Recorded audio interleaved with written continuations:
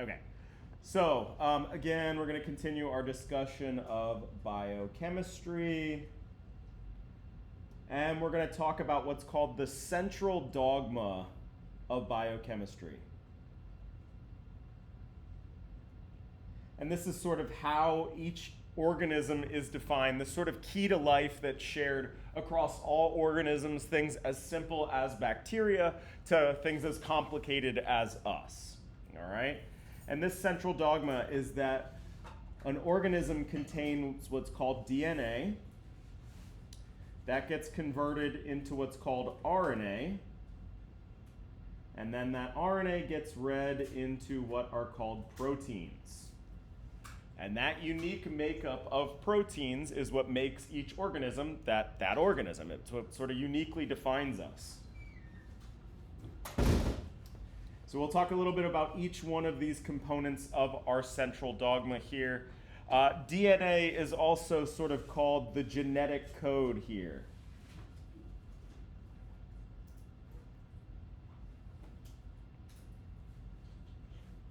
And that's because it contains all the information needed to make all the different proteins in the human body or in any organism, really, right? So there's this code. The DNA is this code that gets read and translated into that information, into these proteins. All right, so what makes up DNA? What is this code that we're talking about here? DNA consists of 4 different nucleotides, all right? And these are these things that are read that are sort of defining what a protein structure is. All right, so these are these 4 different nucleotides. One of the most amazing things is that all organisms share these same 4 nucleotides in our genetic code, right? So again, something as complex as human beings and something as simple as a bacteria, we all share these 4 same nucleotides that sort of define our DNA. And these nucleotides get linked together in this sort of specific, these nucleotides, these are also what are called bases. These 4 things here are the bases of our nucleotides. All right, and these get linked together. They first get stuck onto actually a sugar. All right, and then those sugars get linked together with what's called a phosphodiester bond. All right, but we basically create a long chain of these different nucleotides here. So what the body does is it creates this sort of chain. Notice how each of our nucleotides have this little code associated with them. They're each got a special name. Adenines represented by A, guanine G, cytosine C, thymine T, right? So the body will spit out this chain of nucleotides. A, G, T, whatever it may be, right? Some unique sequence here. All right? But then the DNA, how it's stored is not just in this single chain here, but every one of these bases has a complement. All right? So by that I mean that A will complement T, that adenine will complement that thymine base. And if you look at these interactions here, what type of interactions are we looking at between these 2 bases? Right? These aren't covalent bonds that they're forming here. Each one is their own molecule. But what are these interactions that we see here? Hydrogen bonding interactions, absolutely. And that's how these bases match up. A and T share 2 hydrogen bonds. And it just so happens that they line up perfectly where the hydrogen bond donor on one matches up with the acceptor on its neighbor. All right, and then GC, they have 3 hydrogen bonds holding those bases together. And again, it just matches up where the donor, I'm sorry, I had it backwards, where the donor and the acceptor are all lined up perfectly. All right, so it creates these strands, but each strand also has a complementary strand, and those are what wrap up together into that famous DNA double helix structure. Right, so this double helix contains not just 1, but 2 of these strands of nucleotides hydrogen bonded together, what they call base paired together. All right? And that's how this code is sort of packaged. We said that the DNA is then read into RNA. RNA is the same bases here. I'm lying a little bit. They change up this one a little bit. For all our purposes, we got these 4 bases here, just like in DNA. They're again connected into chains on sugars. The difference between DNA and RNA is quite simply the sugar that is used. RNA sugar has a hydroxyl group on carbon 2, and DNA's does not. That's the only difference between DNA and RNA. All right. It turns out that the absence of that hydroxyl group is what allows DNA to form those nice stable helical structures. RNA does not form helical structures. Okay. And then the RNA strand is what's read into what are called proteins. And we'll talk about proteins here in a second. But why would the body bother to go through this extra step here? RNA and DNA are very, very similar. Why doesn't it just have RNA and use that to code for these proteins? All right? So very early organisms did just have RNA and proteins. And in fact, we still see that some places in life in the form of viruses. There are a lot of viruses out there that are only consisting of RNA and proteins. So there is sort of life, but it's way, way simpler.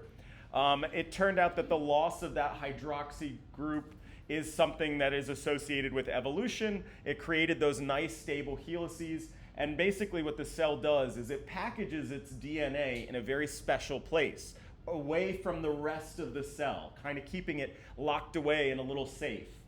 And then when it needs that information, it will translate it into RNA, and that's what gets spit out into the rest of the cell. So this sort of two-step process is there to protect our genetic code. We don't want the DNA strands floating around where they're interacting with anything and everything that's floating around in the cell, right? We're going to package that into somewhere special, and when we need that information, we'll translate it into RNA, and that's what we'll ship out to the rest of the cell to get read into these proteins, right? So it's really like a safety mechanism that's in place there. Cool. So then that gets read into proteins. So what are proteins? So proteins, almost very similar to DNA, they consist of different what are called amino acids that are all linked together. There are actually 20 different amino acids. Instead of just 4, there are a few more here. So we got 20 amino acids that make up our proteins. And so just like in DNA, these amino acids, they get linked together in a specific way, and that's what creates each unique protein. So here's just an example of 6 different amino acids here. First of all, let's think about this name here, amino acid. What functional groups do these all contain? They have these amine groups, and they have these carboxylic acid groups. Right, so that same basic structure is shared by all of the amino acids. What differs in each of these amino acids is what's called the side chain, and this is kind of analogous to the base in the DNA. For example, this side chain here is just simply a methyl group. The amino acid here has this isopropyl side chain. This one actually has a benzene ring as its side chain. So there are non-polar side chains like we see here. There are also polar side chains. So for example, an alcohol group could be a side chain. There are acidic side chains. So this one has a carboxylic acid group. And there are basic side chains. This one has this amine group, right? So we got 20 different amino acids. They all differ by these side chains, and each side chain has its own little characteristic, right? Some of them are small, some of them are big, some of them are polar, some of them are non-polar, some of them are acidic, some of them are basic, all right? And that's sort of what makes each protein unique, is the makeup of these 20 amino acids. And similarly to DNA, each one of these has a name. I haven't really put down the name. Each one also gets a little letter code associated with it. So just like before, the body is going to make a protein by connecting all these different amino acids into this chain, right? So each one of these, let's say, represents one of these different amino acids. All right?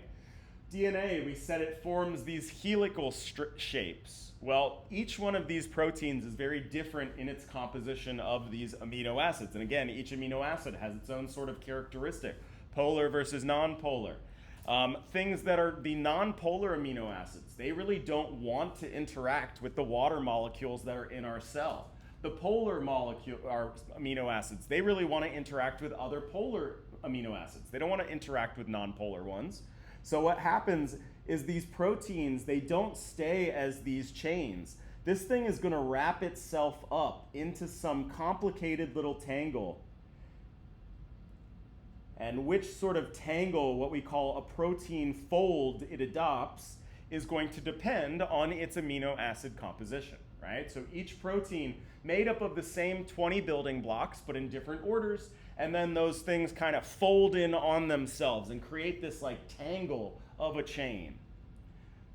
Okay, so here's an example of a protein here. We have these cool experiments called crystallography experiments where we can actually see the shape of these proteins. And so this is a real protein here. Each one of these circles, each one of these spheres represents a different atom in that protein, right? So these proteins are hugely complicated molecules consisting of hundreds of thousands of atoms sometimes, right? And we can see, look, we got our little benzene ring right here. So that must be that phenylalanine amino acid. Here's that long chain with the nitrogen on the end, that lysine amino acid, right? So each one of these, it's kind of hard to see unless you've been looking at amino acids for your entire life. But this is just a big complicated chain that's folded in on itself to create this little tangled structure here, all right? So all proteins consist of amino acids, and then there are special proteins that are called enzymes. And enzymes have very specific functions in your cell. They are what are catalyzing all of the chemical reactions in the cell. I kind of think of them as the little machines that are doing all of the work. They're the ones that are breaking up the sugars, and it's enzymes that are making those strands of DNA. There's an enzyme, a protein, that makes other proteins, what's called a ribosome, right? So these are like these little machines that are in our cell that are doing all the work that needs to happen, right? They're metabolizing the sugar, they're storing the sugar and starches, they're making fats, they're breaking down fats, they're building other cells, et cetera, right? All the enzymes, these are the little machines that are doing all the work in our cells, okay? And they are catalyzing chemical reactions. But what makes them so crazy is that they form these little tangles here. And so what happens is these proteins have what are called active sites. They have these little hot pockets, right? Where the molecules, the substrates, they'll come and they'll bind into these active sites. And these active sites are their own unique chemical environments. And so that's how they're getting away with catalyzing these chemical reactions, reactions that wouldn't otherwise happen just floating around in the cell. When these things bind to this protein's such a specific environment of charges, of nonpolar and polar, it's like its own little micro environment that makes it so this reaction is favorable. All right, and so a great example would be the reaction that is connecting all these proteins together. Remember, we said that amino acids, they have this carboxylic acid end, and they have this amine end. All right, but we know that in an aqueous solution, what reaction is going to happen between a carboxylic acid and an amine?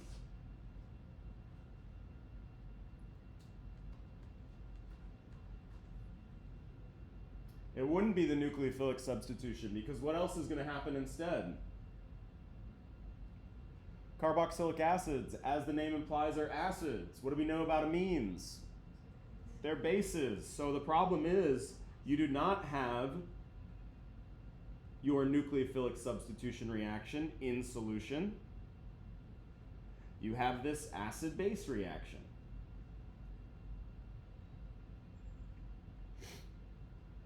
Right? So this reaction, these two things don't get linked up together just floating around in solution. But if we have an enzyme, and that enzyme has this specific environment that will protonate, that will protonate that carboxylate and deprotonate that amino group. And so with the help of that enzyme, this reaction will indeed proceed forward. And these bonds that link together are different amino acids. And what type of bond are these here? What do we call these?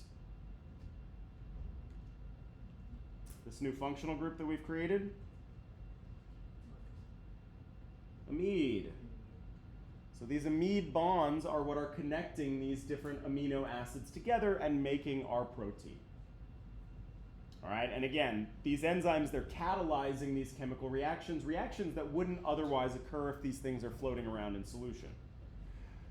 That makes understanding enzymes really, really, really freaking difficult. All right, because it's such a unique chemical environment that's produced. I mean, if we take a reaction that we know pretty well, for example, what's going to happen when we react a hydroxide group, a hydroxide ion rather, with bromomethane? What type of reaction will we see?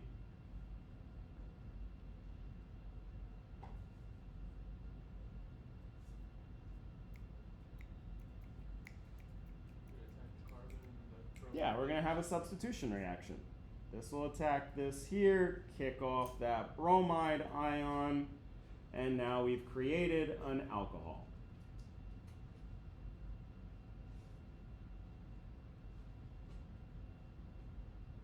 All right, so we know that this reaction occurs, and knowing the what in chemistry is generally a lot easier than knowing the why.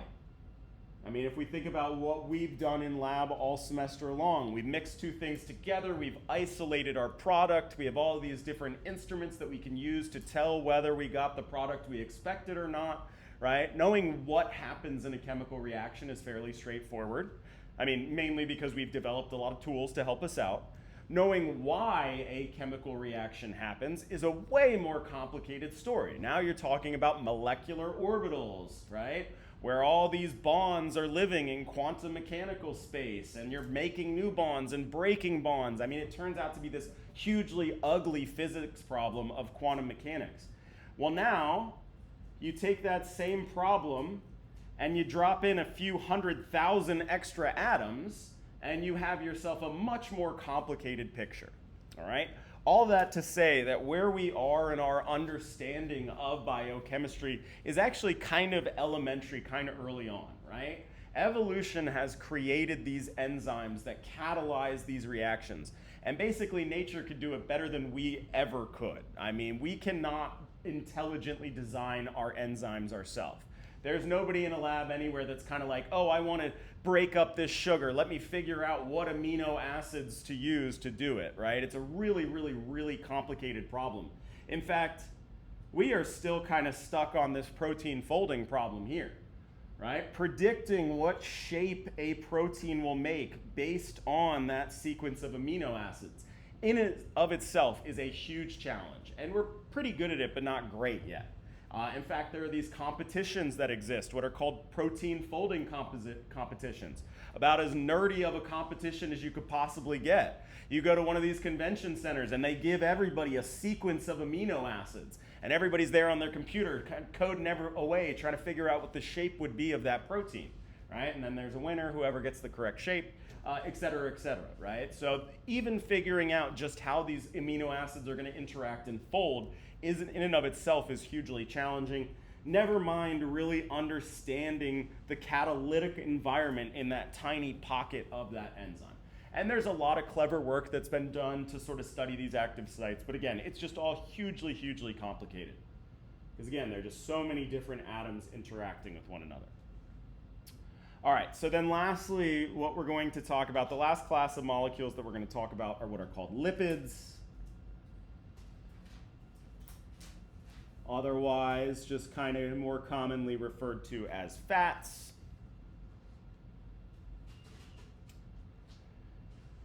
All right, so your body has sugars that it's made for energy. When you don't use all of those sugars, it packages them into starches. and it puts those starches into like a corner of the cell to be used for energy later on, right? Well, if a cell has a bunch of starches in the corner that have just been sitting there collecting dust, the cell says, all right, we need to move this stuff to long-term storage, all right? And long-term storage of energy is occurred in fats, okay? We talked about how the sort of metabolism of sugar was very similar to a combustion reaction, right? Taking energy from those carbon-carbon bonds in a sugar. A fat is just taking that one step further, creating a huge chain of carbons and hydrogens. But again, we kind of talked about how we couldn't just have it be this long hydrocarbon chain, because what's the problem here? Why wouldn't we find this thing floating around in the cell? It's insoluble in water, right? It's very, very non-polar. So what we have to do is on the very end, we're going to put this very polar charged carboxylate group, and that's going to help our fats be soluble in our cells. Because of this carboxylic acid group right here, that's why you hear this term fatty acids. Right? That's what your body is creating, a long hydrocarbon chain, and then it sticks this really polar charged group on the end just so it can actually be there in our solution, in our cellular environment. Okay? There are what are called saturated fats, meaning there are no double bonds.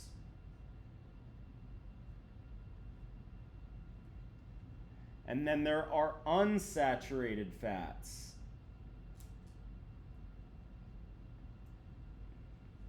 These are fats that contain double bonds.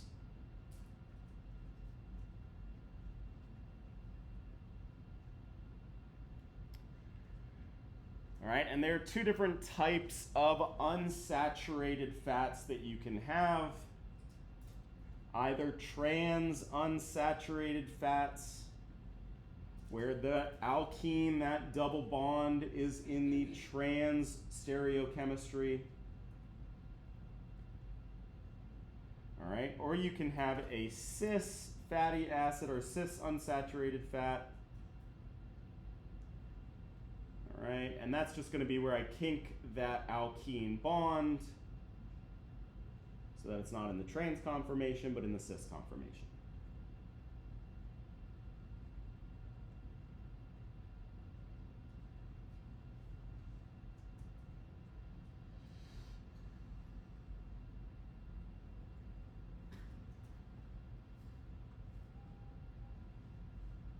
Okay. All right, so when the cell, so first of all, when the cell packages these fats, these fatty acids, it does a reaction that we would have studied in lecture, so let's review here. It takes that fatty acid, I'm not going to make it as long just to kind of make a point here.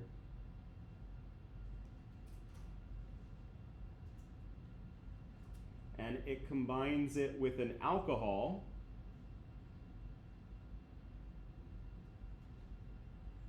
All right, in our class, in lecture, we would have said that this reaction was catalyzed by acidic conditions. In the cell, what is this reaction going to be catalyzed by? An enzyme. Yeah, no, just one of those enzymes, right? So there's always, in every job in the cell, there's an enzyme for, right? And what are we going to get as our product in this reaction?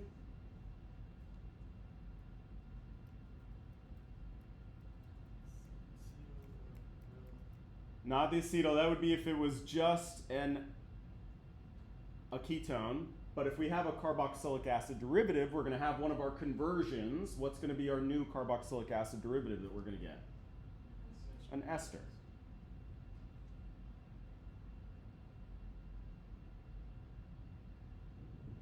And that is how fats are packaged as well. All right, 3 of those fatty acid chains are combined with what's called glycerol. which has 3 OH groups.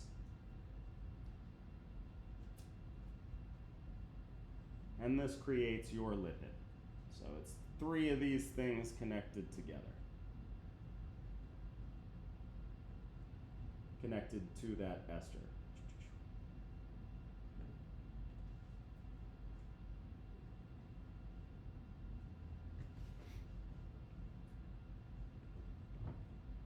All right, you do see it drawn in this weird kind of extended way here, only because it's really crowded and there's a lot going on. So it's just kind of a way to project what's going on in the image without making it too crazy looking.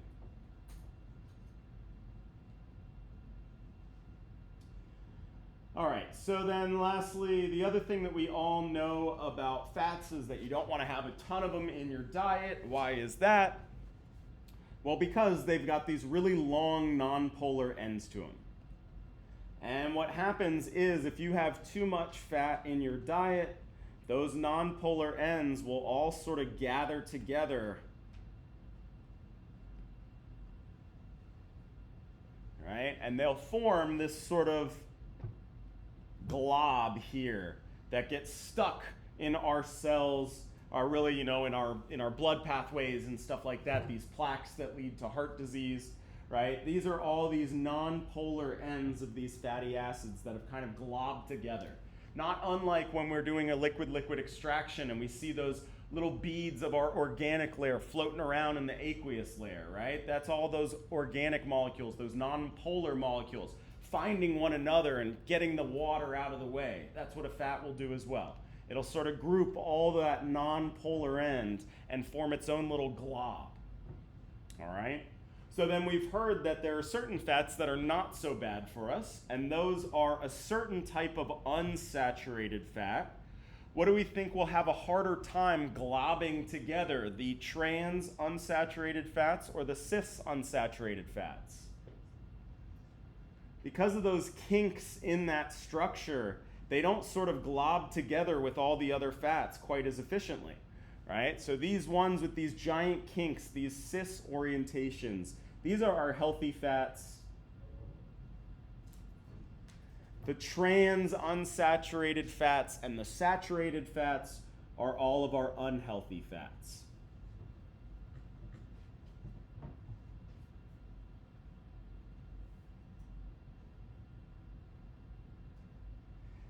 And you can see this in the physical properties of these fats. Things like butter that are solids at room temperatures. That's because they're made of either a bunch of saturated or trans unsaturated fatty acids.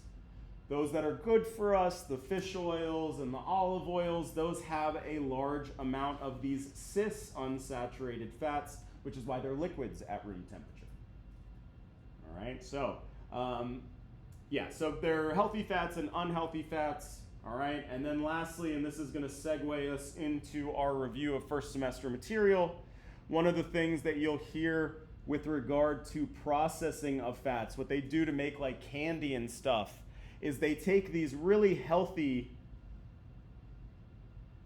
cis unsaturated fats. I'm going to just make my chain a little smaller so it's manageable here.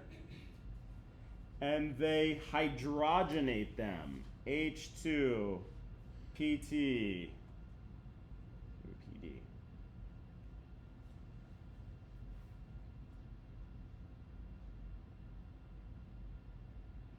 They take this healthy fat and then they do this what's called a hydrogenation reaction.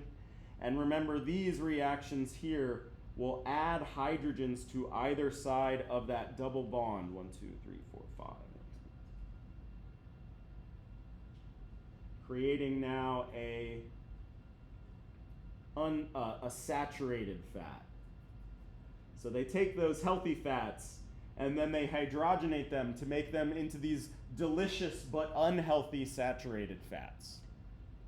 All right, using this reaction that we learned about, these addition reactions of alkenes. Wonderful. So let's use this now as an excuse to segue into reviewing alkene reactions, what we learned about in the first semester of this course. All right, so this would be one example here. Let's make a summary wheel of our alkene reactions. We're going to put a simple alkene in the middle. All right, I'm going to put down a bunch of reactions, and I want you all to give me either the missing product or the missing reagent that would accomplish these reactions.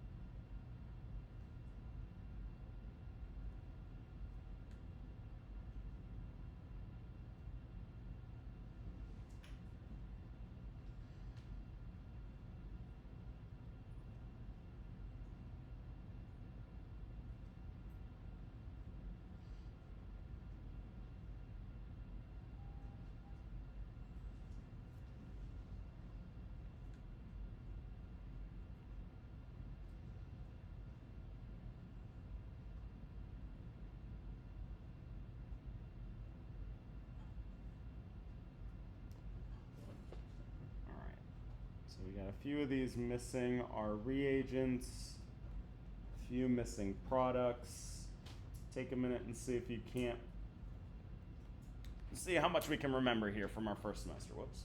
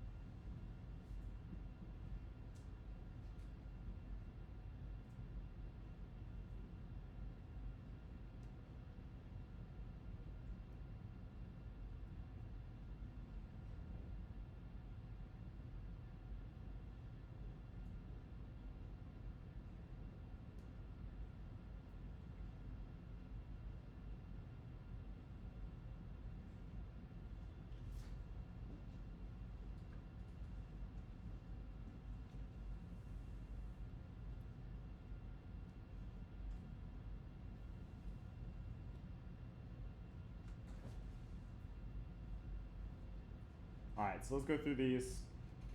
So first of all, this one we covered here. How do we make an alkane from an alkene.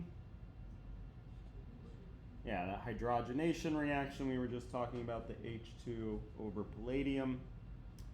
All right, let's just go around this wheel here. So we got two bromines. So first of all, the vast majority, there is two exceptions on this wheel here. But the vast majority of these reactions are what are called addition reactions. This was this really common type of reactions that occurred in alkenes. And a great example is this hydrogenation reaction. What did we do in this reaction? We added a hydrogen to either side of that double bond, right? And that's what these addition reactions are. They're going to stick something on this carbon and stick something on this carbon. All right, so if we do an addition reaction where we're adding a bromine to both sides, what reagent do we use here? Bromine, Br2. All right, that'll put one on one side, one on the other. Different from if we use HBr, what's HBr going to give us? Not a bromine on both sides. We'll have a bromine on one side and a hydrogen on the other. And which one goes in the middle? Which one goes on the more substituted carbon, the bromine or the hydrogen? The bromine. All right, we'll remind ourselves of why that is here in a second. All right, these top two are both methods of converting an alkene into an alcohol. All right. With the mercury acetate, the mercury catalyzed reaction, that puts that OH group on the more substituted carbon. We got another set of reagents that we would use to put it on the less substituted carbon. Does anybody remember what weird element you can spy in that reagent that's a big clue as to where it's going to put it? Boron. So this is borane in THF. There's this like laundry list of reagents here. Then it's H2O2 and NaOH. But again, right, we have a reagent bank on our exam, our ACS finals multiple choice. The one thing that jumps out to me here, this very weird element we do not see very often in organic chemistry, boron, that is how you know you're going to put a hydroxyl group on the less substituted carbon. That is boron's claim to fame. If you ever see boron, you're thinking OH on the less substituted carbon.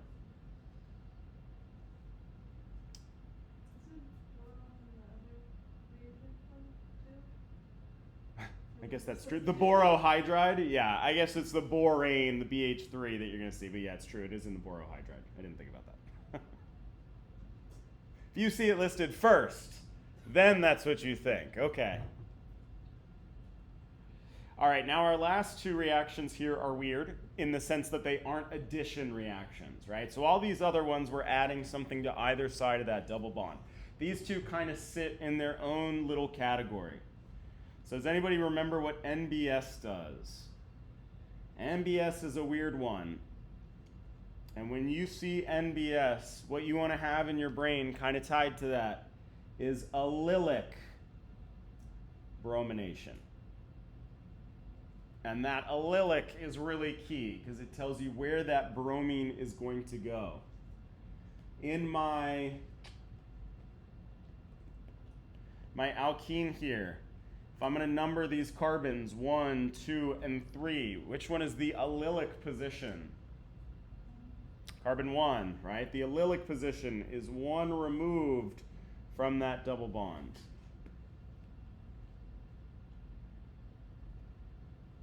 And so that's what NBS does. It sticks a bromine on that allylic position.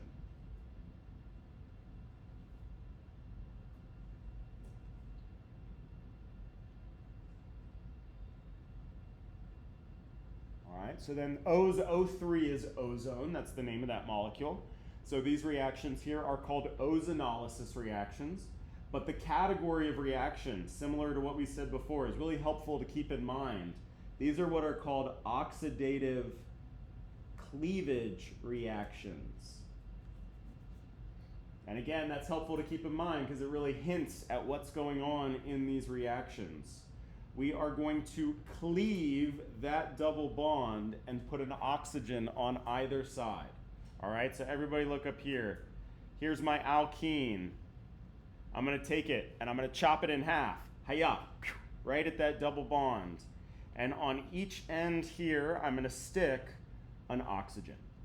So these would be my two products of this oxidative cleavage reaction of this alkene here. If it's a symmetric alkene, you'll only get one product. This one's an asymmetric alkene. So I actually get two different aldehydes out of here, formaldehyde and ethanal. All right, or acetaldehyde, something like that. It's got a special name. I don't remember it off the top of my head. Anyways, moving on. Here are reactions of our alkenes. Most of them fall under this category of being addition reactions. We got these two special ones down here. Oh, whoops, I missed one. What about our halohydrin reaction here? What are our reagents?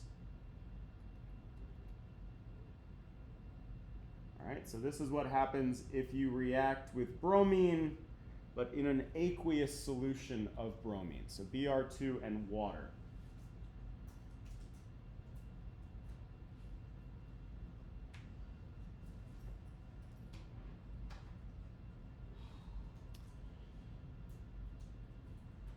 All right, so there's actually another method of making alcohols out of alkenes, and we're going to look at that mechanism. This is just this acid catalyzed hydration reaction.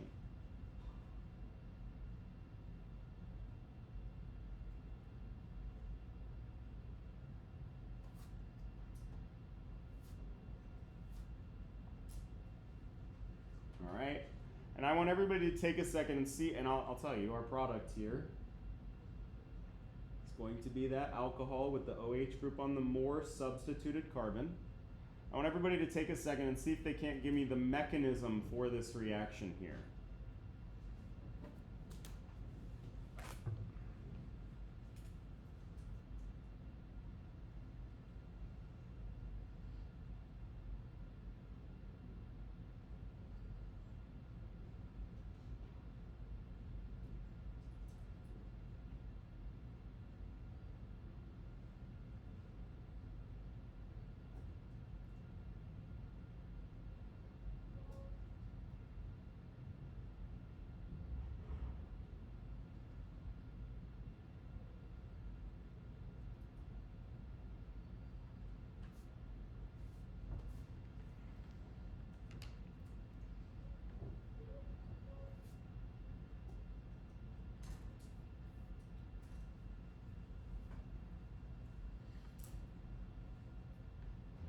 What's our nucleophile in this reaction?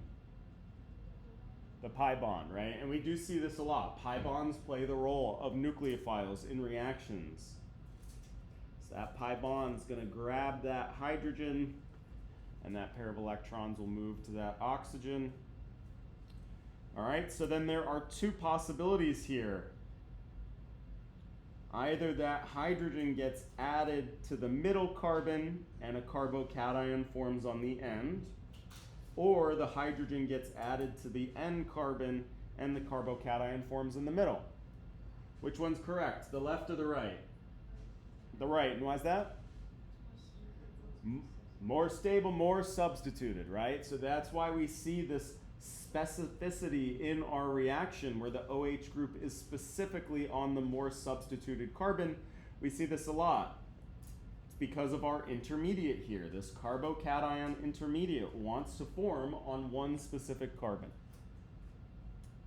So then to finish this off, we have our water molecule. Now that's going to be the nucleophile and attack that carbocation.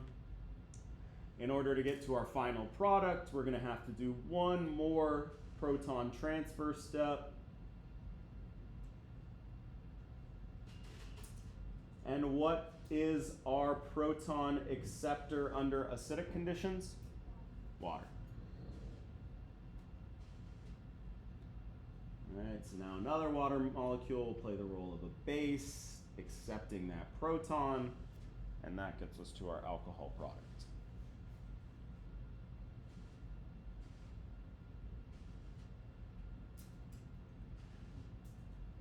All right, so these carbocation intermediates, when we have a reaction, and there are quite a few of them, we'll list them here. Reactions that go through these carbocation intermediates. Let's make our list here. Carbocation intermediate reactions.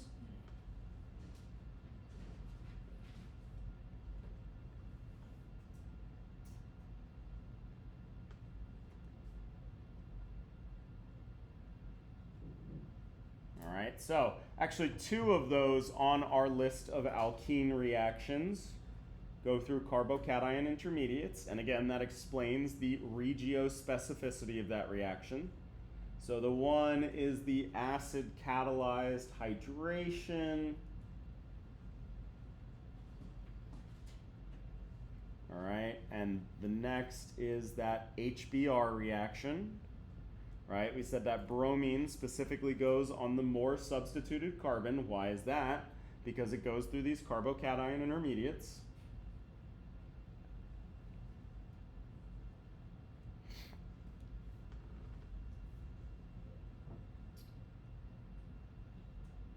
All right. These hydration reactions, I've seen them listed two different ways in different textbooks. Either H3O+, which just implies aqueous acid solution, or I've also seen it written like dilute H2SO4, which really implies the same thing, but let's just note that we can kind of see this represented one of two ways. If you have dilute H2SO4, you have hydronium ions floating around, and vice versa, right? So they're one and the same. We can do the opposite reaction. We can do a dehydration reaction.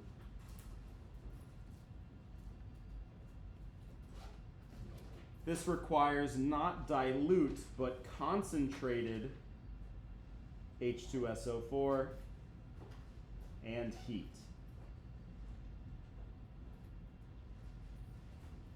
All right. We did this reaction in the lab last semester. A lot of people actually also utilized it as their end of semester project, studying these reactions. But yes, these dehydration reactions. We can create an alkene from an alcohol using concentrated sulfuric acid and heat. And again, that reaction will go through this carbocation intermediate. Okay. This is a little bit specific to one type of reagent. But these Friedel-Crafts alkylation reactions, these also go through carbocation intermediates.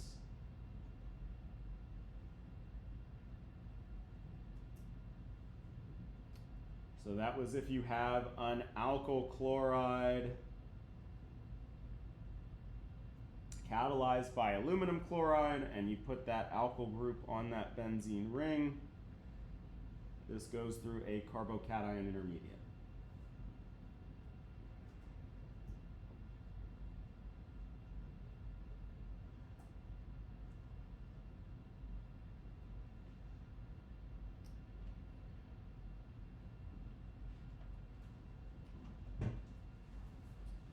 All right, so these carbocation intermediate reactions, we kind of make a special note that they go through these carbocation intermediates. Why is that? We always say we got to watch out for something with reactions that go through carbocation intermediates. What do we got to watch out for? The shifts, right? A hydride or a methyl shift. Any reaction that goes through a carbocation intermediate is prone to those shifts. So we always say, watch out for shifts.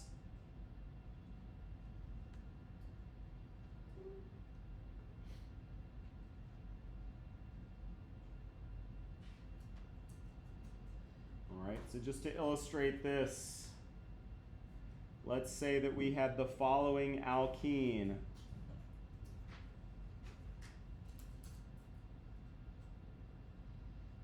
And we react it. We'll do another mechanism here, but this time we'll use HBr just for variety here.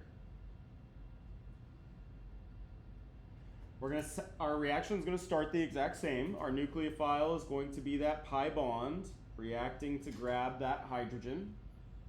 This will form that carbocation intermediate on that more substituted carbon.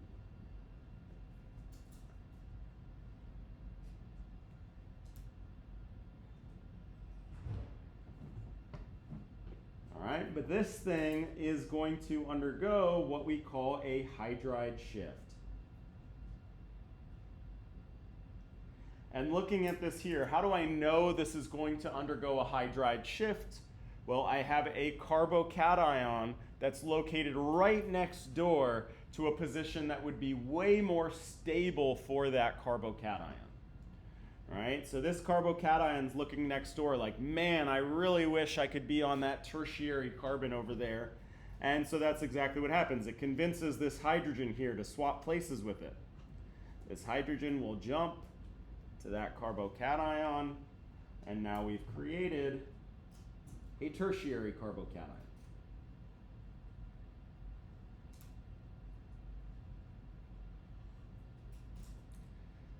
All right, so the product of this reaction here will actually have that bromine added to that tertiary carbon, not the one about that double bond.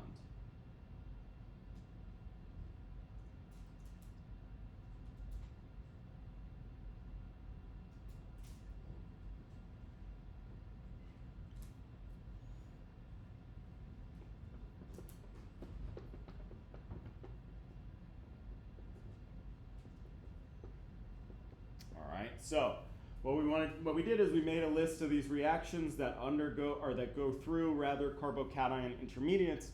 And the reason we made this list is to say these are the reactions where we have to watch out for any sort of a hydride or methyl shift. Right? These carbocation intermediate reactions.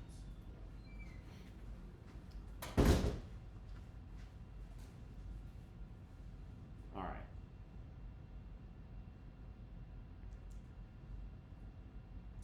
So then another class of functional groups that were introduced that are very similar to alkenes but not quite are these carbon-carbon triple bonds. These aren't alkenes but alkynes. They can also undergo addition reactions. But because there are two pi bonds, they can undergo two addition reactions.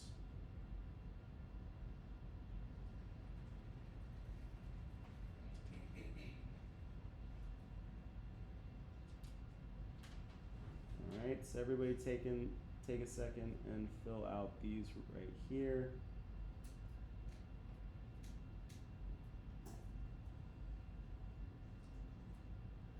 Oops.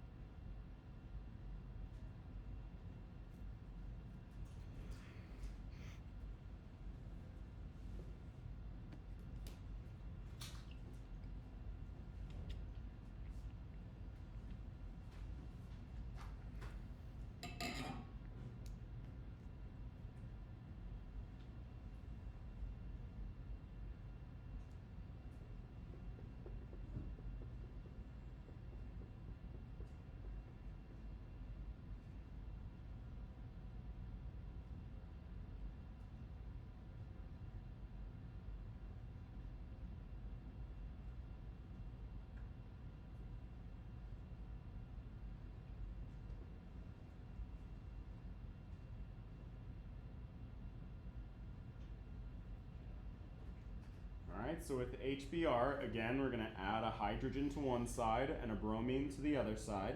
And the bromine's going to go on that more substituted carbon. The only thing is we're still left over with one of those pi bonds, right? Because we had two of them in our alkyne rather. So this can react with yet another molecule of HBr, again putting that bromine on the more substituted carbon. We have this 2,2-dibromopentane product. All right, we see something similar with bromine, Br2. Again, it's going to undergo this addition reaction. Since it's Br2, it'll be a bromine on both sides.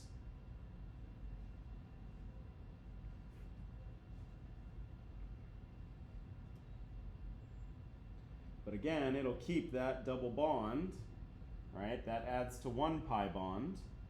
So then we can add yet another molecule of Br2. And now we got the 1122 tetrabromo pentane.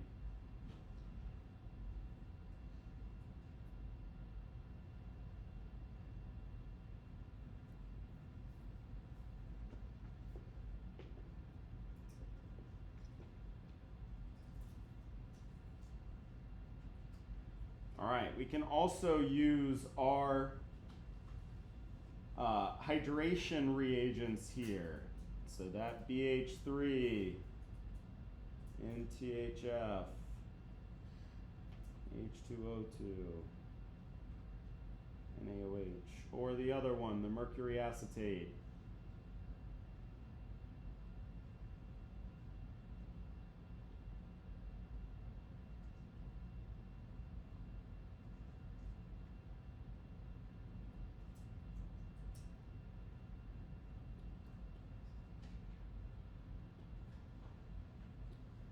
All right, so let's take a look at the borane one here. What did the borane do for us last time?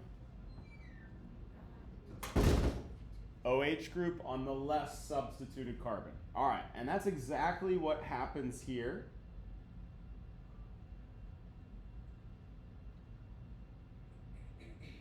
OH group on the less substituted carbon. But we talked about these molecules before. These have these special names. These are enols.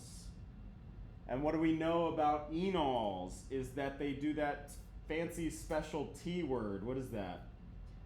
They tautomerize in an equilibrium that very strongly favors not the enol, but the keto, or in this case actually aldehyde form. Right? So we form an enol kind of exactly like what we would expect, but then it quickly tautomerizes into this aldehyde.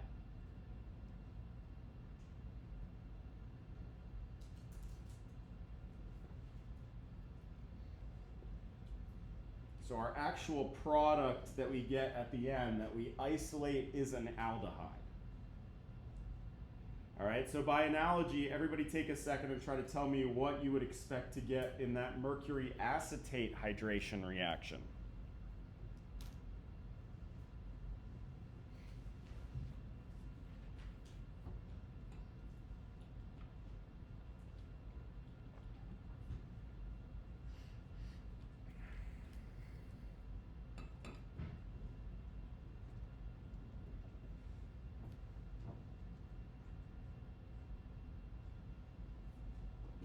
All right, are we going to get another aldehyde?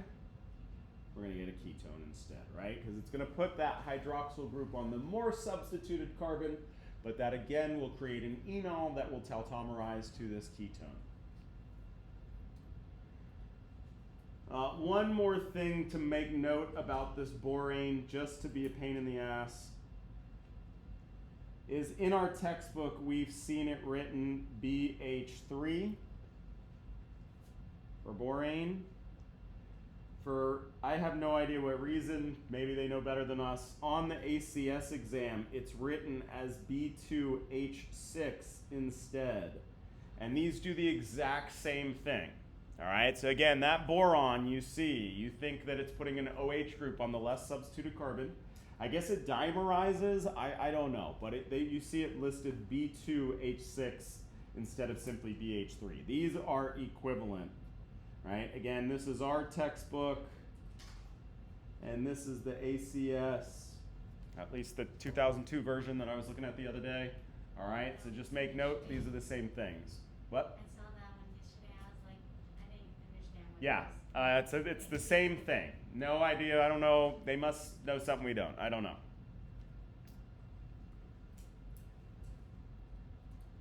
All right, and then lastly with alkynes, we can also reduce them to alkanes using that same H2PD method.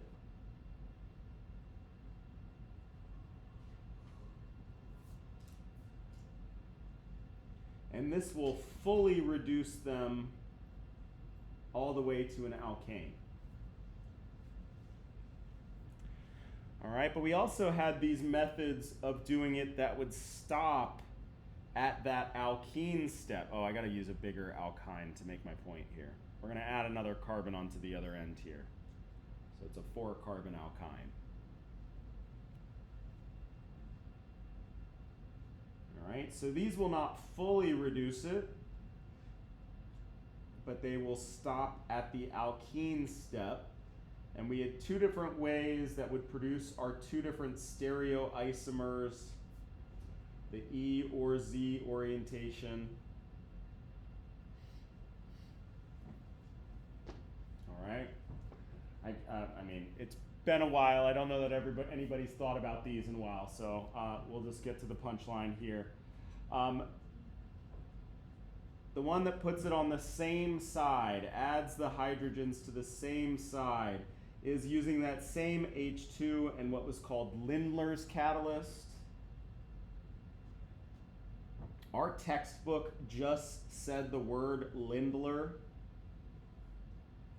On the ACS, it's explicitly written as what a Lindlar catalyst is, which is apparently palladium and barium sulfate.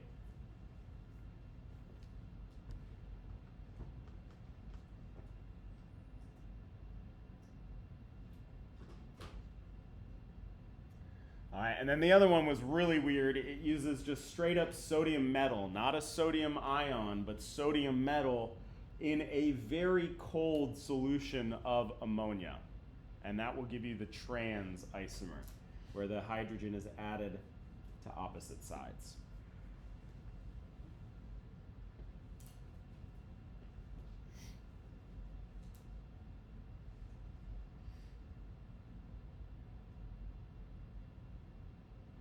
And then the last ones we're going to breeze through real quick. We talked about alkyl halides and this competition between substitution and elimination reactions.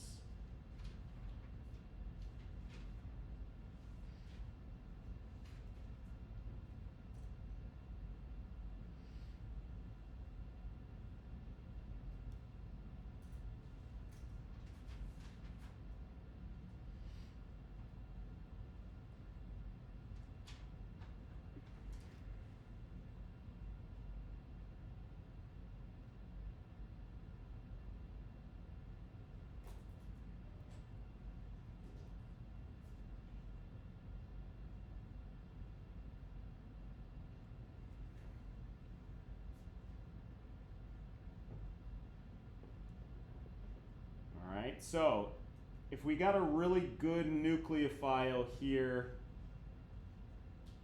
these are both going to be substitution reactions, all right? Well, the difference is for primary and secondary alkyl halides, these substitution reactions proceeded through what's called an SN2 mechanism, which meant both your substrate and your nucleophile are involved in the first step of the reaction, right? And so really in our SN2 reactions, what we see is the nucleophile attacks and the leaving group leaves all in one shot. Everything happens all in one step. And that gives us our substitution product.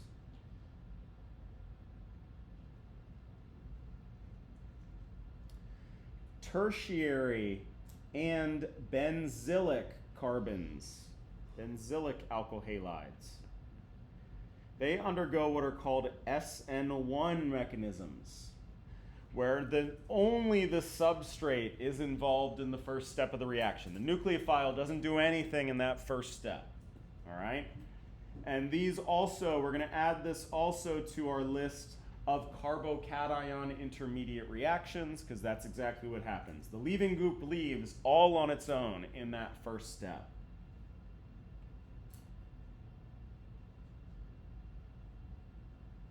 This forms our carbocation intermediate. And then the nucleophile, in a second step, will attack that carbocation intermediate.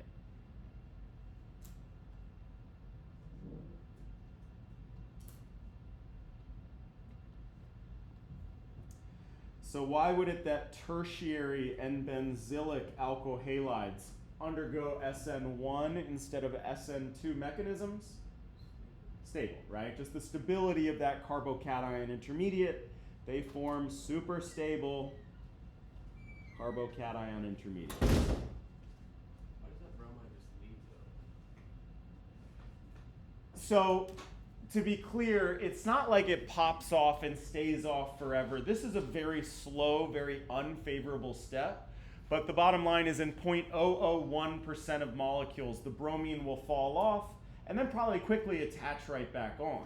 But it falls off, and every once in a while, there's a nucleophile right there ready to attack, right? So it's not like all of them fall off and you're left with a pot of carbocations. It's a very rare event. But nonetheless, it does happen, and it does happen kind of slowly, but then every once in a while, you'll get this substitution that occurs. And importantly, I think the other thing to note here is it can't be an SN2 mechanism, because what is it? Yeah, it's just way too crowded of an environment on that tertiary carbon, right? So you don't have any SN2 because of how crowded it is. So then you're waiting for that rare event that bromine falls off and you get this carbocation. Cool, all right, so then let's just add this to our list. We have this list of carbocation intermediate reactions that we said we're gonna watch out for shifts for, and we're gonna put these SN1 mechanisms as well as what are called E1 mechanisms. So now these are elimination reactions.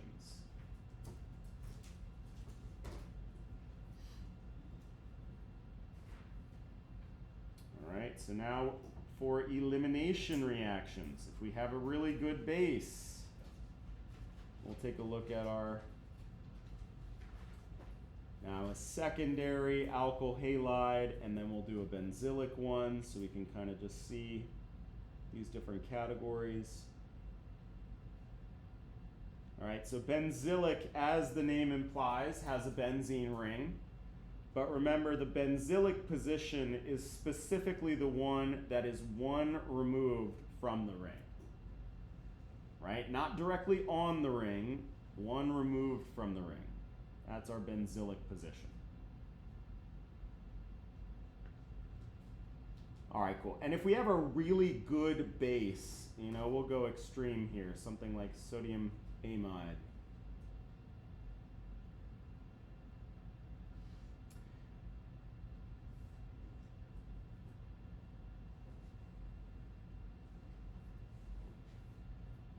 Got to use a weaker base for this.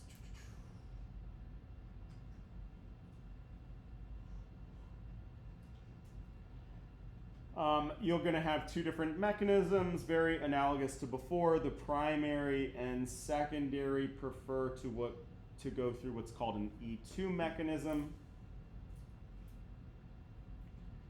That is when the base removes the hydrogen and the leaving group leaves all in one shot. Importantly, where's this hydrogen going to come from that I remove? The carbon in the middle? It's got to be its next door neighbor, right? Remember we talked about this in these amine reactions, these Hoffman elimination reactions, right? Where does the hydrogen gets removed? It's the next door neighbor, not the carbon with the leaving group, but its next door neighbor. So the base is going to come along, grab that hydrogen. That pair of electrons is going to be what forms that new pi bond in our product.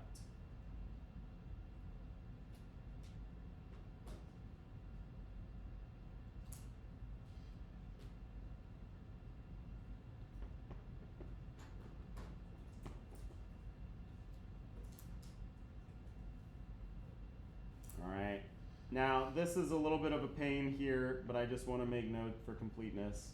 We're going to say and tertiary with super strong bases. They will also undergo E2 mechanisms. If we have a weak base, though, it'll undergo an E1 mechanism. And again, just like analogous to an SN1 mechanism, that means the leaving group leaves,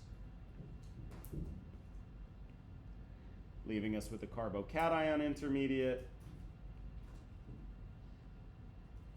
And that carbocation intermediate is what that hydrogen gets plucked from.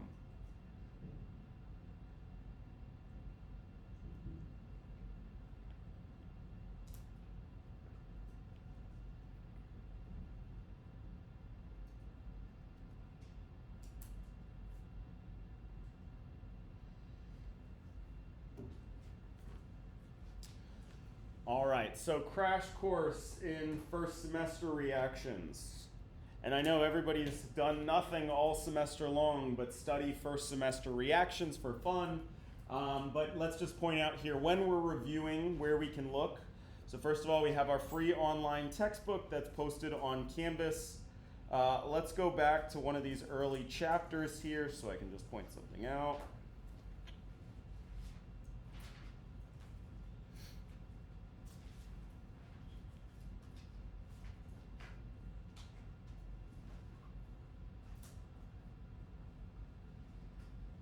Oh, that's like the only chapter that's not going to work for, sorry.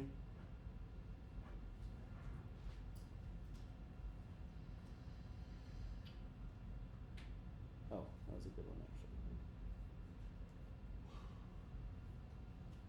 All right, which chapter is this one? Chapter 9, alkynes. So this is our chapter 9, our alkyne chapter, all right? Obviously, you can go to the beginning of the book and it's all listed what, the heck is that called? Table of contents, what each chapter is for. If you fast forward to the very end of each chapter, that's not the end, sorry.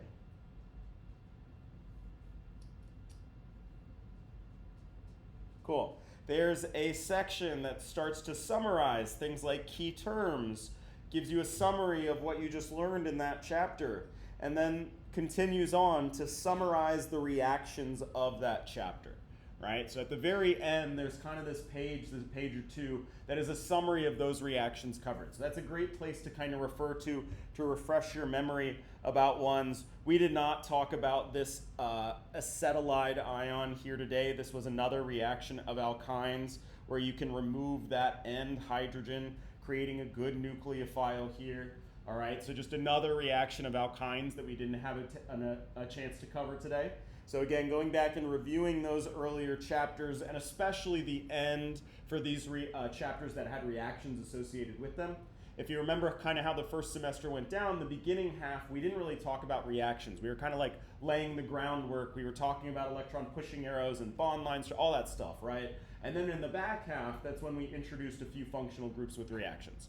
So for those last 3 chapters, to go through and review and sort of summarize those reactions of a chapter is a really good idea. All right, cool. So with that, we're going to close it off. Congratulations, you have finished your last lecture of really